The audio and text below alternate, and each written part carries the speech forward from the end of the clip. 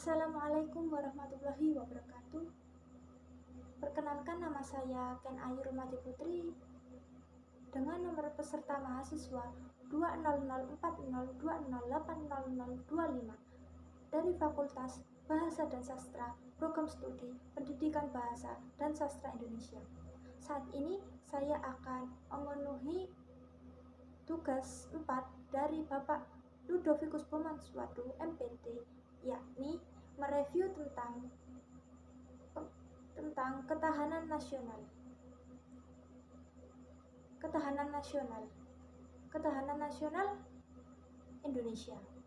Pengertiannya adalah kondisi dinamis bangsa Indonesia yang meliputi segenap aspek kehidupan nasional yang terintegrasi, yaitu kesatuan yang menyeluruh dalam kehidupan nasional suatu bangsa, baik unsur sosial maupun alamiah, baik bersifat profesional maupun fungsional.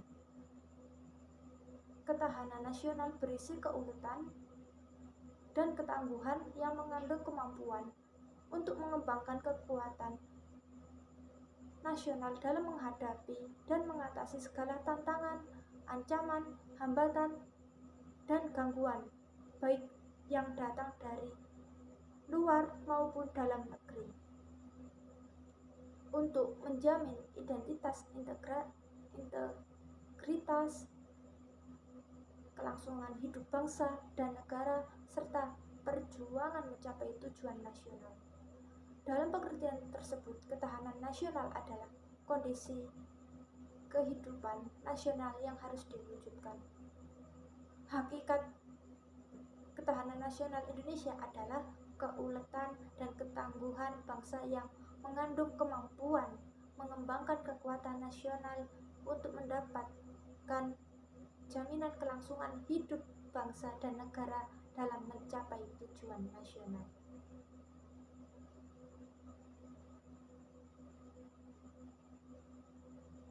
Lalu yang selanjutnya, ciri-ciri ketahanan nasional.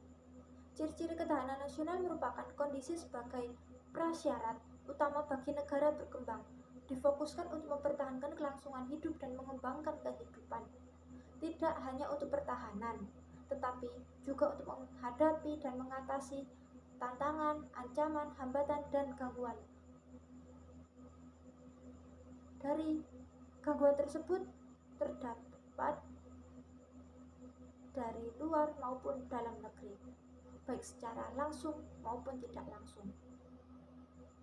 Didasarkan pada metode Astrata, seluruh aspek kehidupan nasional tercermin dalam sistematika Astagarata yang terdiri dari 3 aspek alamiah, yaitu geografi, kekayaan alam, dan kependudukan. Lalu ada 5 aspek sosial yang terdiri dari ideologi, politik, ekonomi, sosial, budaya, dan pertahanan keamanan. Lalu sifat-sifat ketahanan nasional. Yang pertama, mandiri. Artinya, ketahanan nasional bersifat percaya pada kemampuan dan kekuatan sendiri dengan keuletan dan ketangguhan yang mengandung prinsip tidak mudah menyerah serta bertumpu pada identitas, integritas, dan kepribadian bangsa. Kemandirian ini merupakan prasyarat untuk menjalin kerjasama yang saling menguntungkan dalam perkembangan global. Yang selanjutnya, dinamis. Artinya, ketahanan nasional tidaklah tetap, melainkan dapat meningkatkan ataupun menurunkan bergantung pada situasi dan kondisi bangsa dan negara, serta kondisi lingkungan strategisnya. Hal ini sesuai dengan hakikat dan pengertian bahwa segala sesuatu di dunia ini senantiasa bisa berubah. Oleh sebab itu, upaya peningkatan ketahanan nasional harus senantiasa diorientasikan ke masa depan dan dinamikanya diarahkan untuk pencapaian kondisi kehidupan nasional yang lebih baik. Sifat selanjutnya, manunggal. Artinya, ketahanan nasional memiliki sifat integratif yang diartikan terwujudnya kesatuan dan perpaduan yang seimbang, serasi, dan selaras di antara seluruh aspek kehidupan bermasyarakat, berbangsa, dan bernegara. Lalu yang sifat selanjutnya yaitu wibawa. Artinya ketahanan nasional sebagai hasil pandangan yang bersifat wibawa mewujudkan kewibawaan nasional yang akan diperhitungkan oleh pihak lain sehingga dapat menjadi daya tangkal suatu negara. Semakin tingginya daya tangkal suatu negara, semakin besar pula kewibawaannya. Yang terakhir yakni konsultasi dan kerjasama. Artinya ketahanan nasional Indonesia tidak mengutamakan sifat antagonis dan konfrontatif, tidak mengandalkan kekuasaan dan kekuatan fisik semata, tetapi lebih pada sifat kekuasaan dan kekuatan fisik semata, tetapi lebih pada sifat konsultatif dan kerjasama, serta saling menghargai dengan mengandalkan pada kekuatan moral dan kepribadian bangsa. Lalu yang selanjutnya tentang asas-asas ketahanan nasional.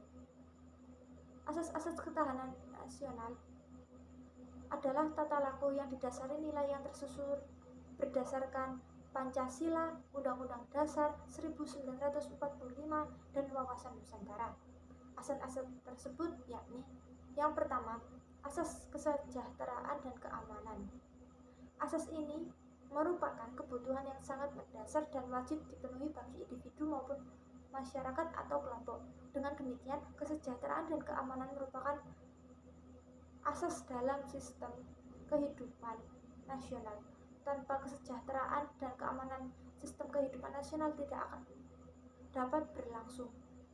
Kesejahteraan dan keamanan merupakan nilai intrinsik yang ada pada dalam sistem kehidupan nasional itu sendiri. Kesejahteraan maupun keamanan harus selalu ada, berdampingan pada kondisi apapun.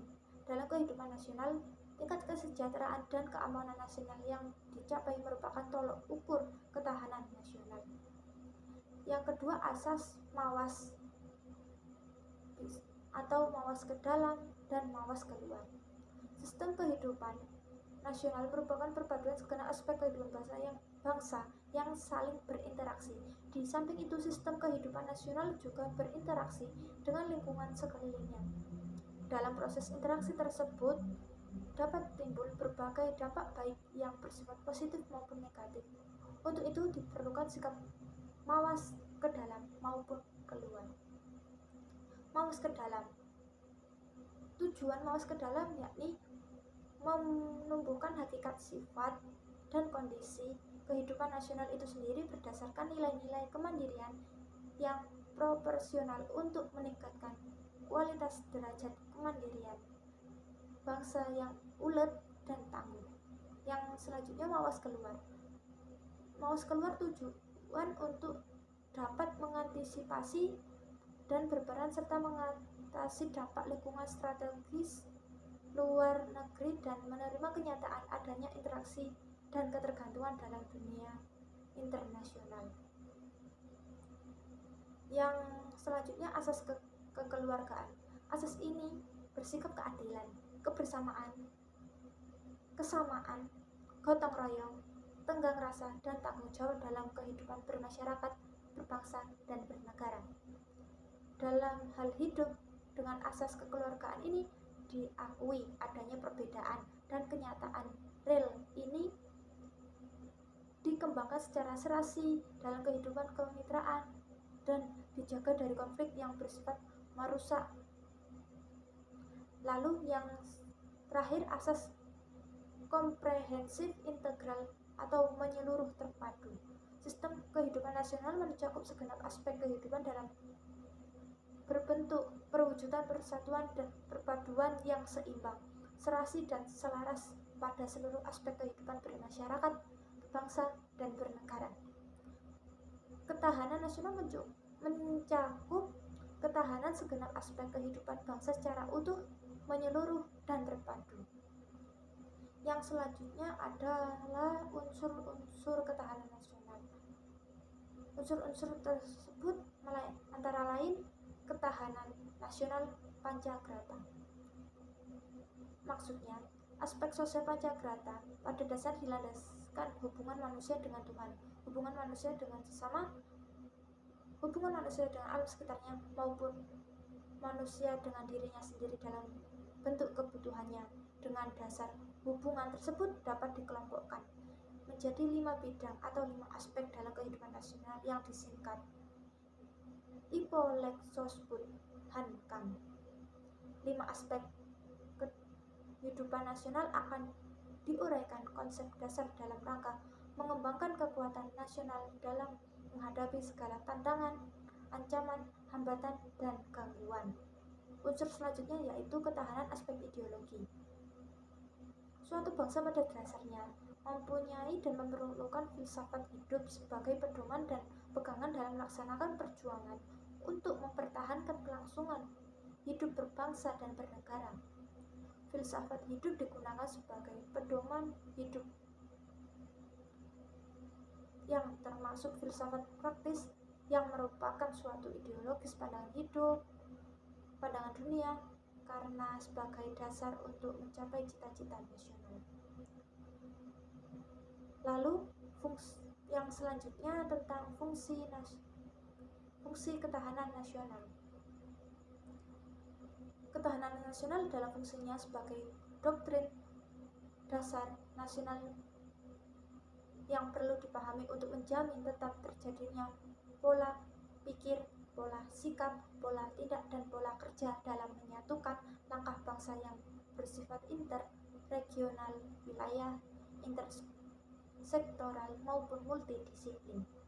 Konsep doktriner ini perlu supaya tidak ada cara berpikir yang terkontak-kontak. Pembangunan secara terpadu yang dilaksanakan sesuai dengan